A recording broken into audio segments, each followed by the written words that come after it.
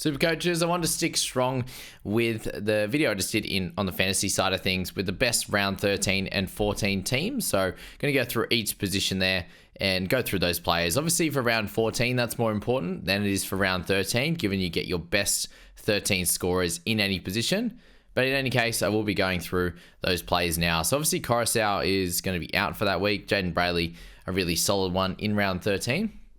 And Appy's obviously good for round 14 there as well. But very similarly to that in the fantasy side, it is Reed Marnie and also Jeremy Marshall-King. They're both able to get attacking stats, and that's showing there with a nice average of 64.7 and 64.4 respectively for those two guys. They will be best for round 13. For round 14, I think that Damien Cook's a really interesting option. And if you did want to go for him this week, I can understand that because I can't see him making Origin. Very highly likely that Reece Robson gets Origin. Grant will be there. Blake Brayley also a solid one, but a 58 average rather than the averages of 64.5 and 64.7 for that of Jeremy and Reedy Marnie. You can obviously look at Brandon Smith if you still own him. Joey Lussick, I think you can hold for that round 13, but that would probably be it on the hooking side there in Supercoach. For front row forward, guys like Terrell May, Josh Curran, Sam Hughes, all really solid holds for round 13. But if you're looking at the top guys, let's go straight to the averages there for that section. And Adam Finnell-Blake's going to be a terrific guy to own from round 14. So if you don't have him yet, like my team here, targeting him as the best front row forward in round 14 will be a good play. Guys that you might want this week and the best scorers right now are Hazleton and Jack DeBellin, surprisingly enough, for the front row forward position. And then obviously, as I said, the two guys that you've got in there, Terrell May, he's 6th on that list, so 3rd on the front row forward playing in round 13 list. Josh Curran's not too far down below at a 57 average, in at 8th or 4th overall. So really having Terrell and Josh Curran, not the worst place to be right now. Joe Tarpany's next on that list. Then you've got Maxi King at 550, but on the about to be on the way up as well with some better scoring in the last few weeks. You've got Marky Nichols up there. Absolutely crazy that Hazleton is the 3rd best scorer this year and has made 280k. So it's super impressive on that front. And then obviously, our cheaper options, it is down at Oregon Kafusi at 520 odd. But he's if he's not getting those attacking stats, like most front row forwards, obviously they're not going to score incredibly well unless your name's Payne Haas. Tino would have, if he was still playing this year, would be getting lots of attacking stats too. But in the front row forward, it's not too exciting for round 13. Like there's Samuel Afainu in the dual position, but not playing 13. So he'll be fine. But Harm Sele in that one at 421.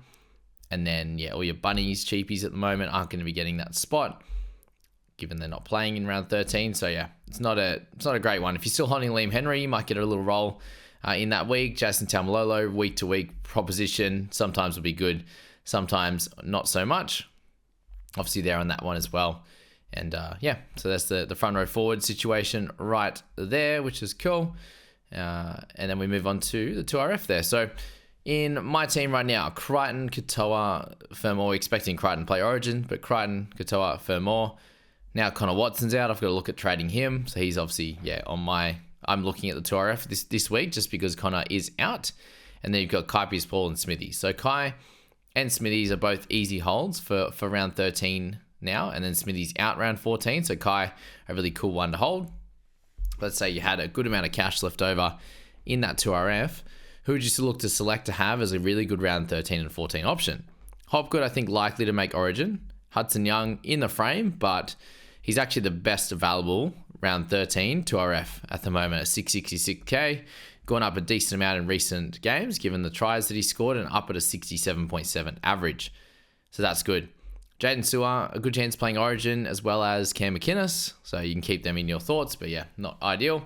Elliot Whitehead's just had the 3 games, but he's up to a 63 average. Ewan Aiken, I think, is the next best. And I would probably have him as the highest priority asset, given he can be the 2RF and can be a center wing on a week-to-week basis. So that's very, very helpful. And is someone that I'm looking at as a Watson to Ewan Aiken replacement style there. So excited by that. I think I'm really annoyed about the Connor Watson situation, but I definitely think he can do a good job. From round 14 straight out, it is Eli Katoa. very much the same in fantasy circles there, that he's the guy on the list. No one else here really stands out as a good buy in 14 because Aiken will be out in there. Sean Bloor has been solid enough, continues to get sort of offloads and the odd line break or line break assist, which is helpful for him. Dylan Lucas, really good situation as well, given he's a 2RF and centre wing dual, averaging 61, so just a little bit below Aiken there at a 63 average or 62.8. So he's definitely on that list as well. Victor Radley, a little bit up and down on his scoring, especially since returning. He hasn't been playing the big minutes, so probably one you can leave out at this point. And if you're looking at cheapies, that's not a high amount of those guys around. If you got Eisenhuth, continue holding on to him. Preston, I think we can wait a little bit longer with that one. You've got Helam Lukey, who's definitely someone to potentially look at as well. Sean Lane, do you hold on to him? Do you look at Madison? Starting, yes, but is he going to keep his spot? You got Scott Sorensen at 574, who is down 100k now. Is definitely someone that could be a worthwhile asset for round 13 and 14 there. If you're holding Waddell, I think you can probably sell him now if you've got him sitting in there. Obviously, Lukey, Finn, you can also keep, but Lukey is the one that you might want to look at this week. A 380k, coming off a better score on the weekend, a 52. So he has a 63, then he got 9 getting injured, 26 in 28 minutes upon return, then 54 minutes for 39, 60 minutes for 52. So there's definitely no rush with Lukey this week. If you need someone at that cheap price point, he could definitely be the one to do the job for you. But outside of that, it's only really guys that you may be holding a Jamin Salmon and these types of guys that you can just hold and see how they go. But no real clear standouts in that section for round 13, 14, apart from Kaipi Spall, Smithies as easy holds.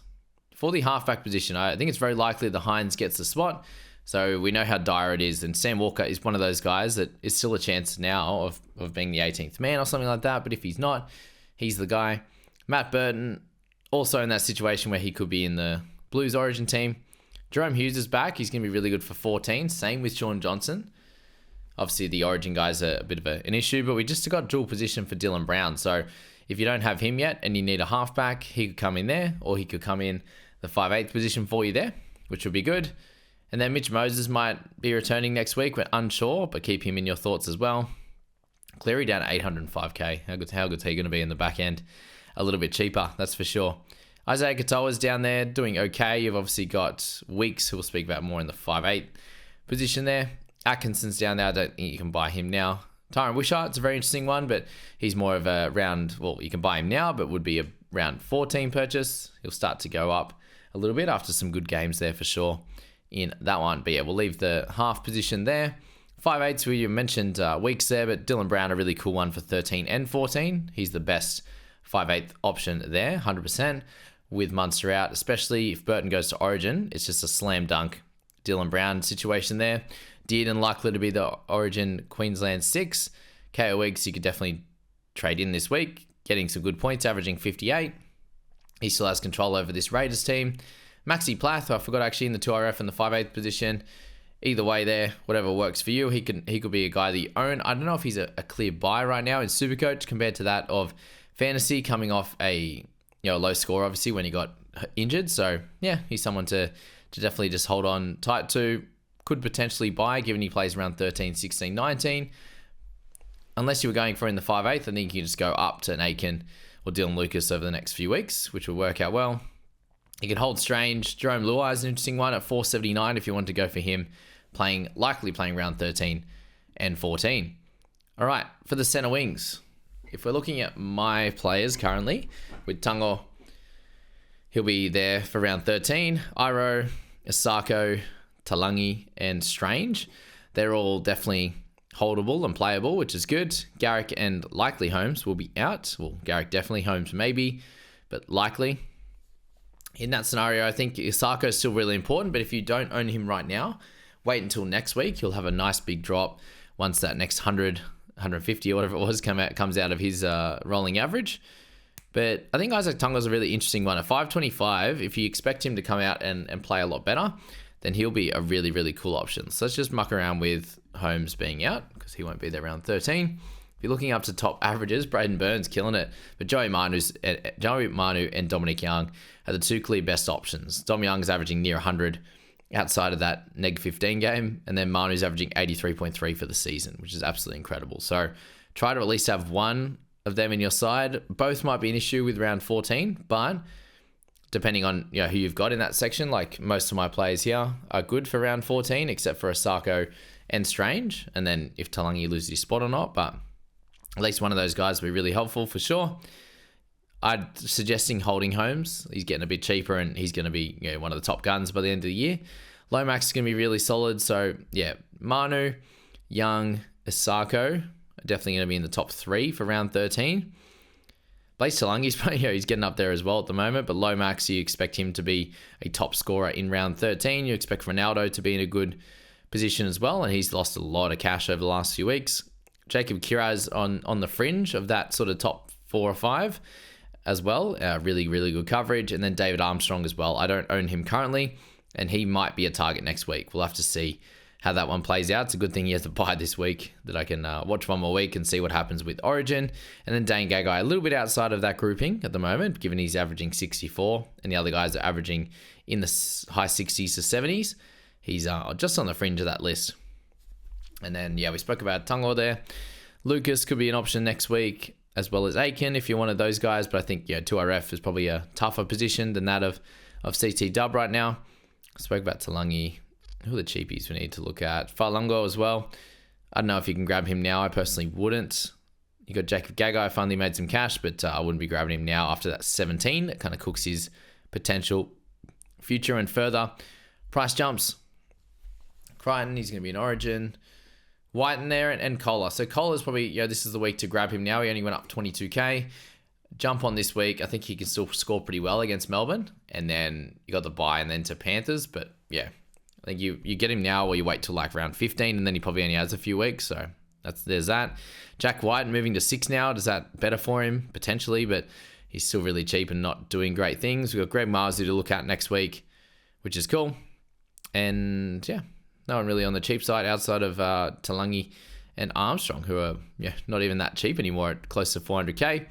And then in the fullback position there, you've obviously got Trey Fuller, who I think will be a top scorer next week. If Dylan Edwards is not in Origin, then he'll be the best scorer most likely, along with Drinkwater. So they're sort of a three-prong attack. Let's just say Tedesco's in Origin. If he's not, he'd be a cool buy as well. And then Latrell, he's an interesting one this week. You could definitely jump on. If he's not going to play Origin, then he misses 13, but he's going to be an awesome round 14 pick, given he'll be done with that next bye, which is good. I think that'll be 2 down for them and 1 to go. And then Armstrong, you can fit in that position. Walshy holding for this week and then deciding. Lea Ta'ua, Tento Piki, Falungo. Yeah, that's about it. All the cheapies is there.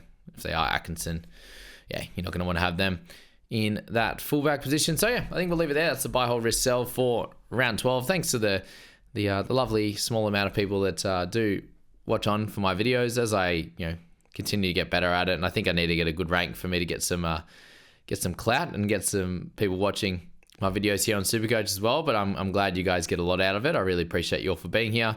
We'll keep it as simple as that. There's obviously a few guys in each position that are the top tier options for either round 13 or round 13 and 14, both. And I just went through those there. And then some of the cheapies that you can continue holding. But for the most part, the only cheapies you really want right now are guys like Talangi. Even Strange is like mid-tier now, and Armstrong and these types of guys, really. Most of the rest of our team are sort of 400 plus, 500 plus even. So cheapies are on the downside, and the mid-range and the guns are on the up. So there you go. Keep plugging away with your team, guys. Try to save a trade or two along the way, and I wish you all the best of luck with those trades this week and your scores.